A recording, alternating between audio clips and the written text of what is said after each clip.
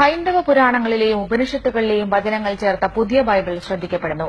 കത്തോലിക്ക മെത്രാൻ സമിതിയുടെ അംഗീകാരത്തോടെ പുറത്തിറക്കിയ ബൈബിളിൽ സാരി ഉടുത്ത കന്യാമറിയവുമുണ്ട്.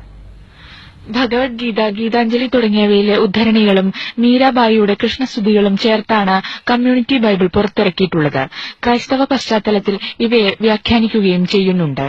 1990-ൽ മുംബൈയിൽ ചേർന്ന ക്രൈസ്തവ പണ്ഡിത സമ്മേളനമാണ് ഇത്തരത്തിൽ ഭാരതീയവൽക്കരിച്ച ബൈബിൾ പുറത്തിറക്കാൻ തീരുമാനിച്ചത്. അന്യമതഗ്രന്ഥങ്ങളിലെ വചനങ്ങളെ വ്യാഖ്യാനിക്കുന്ന ബൈബിൾ ചരിത്രത്തിൽ തന്നെ ഇതാദ്യമാണ്.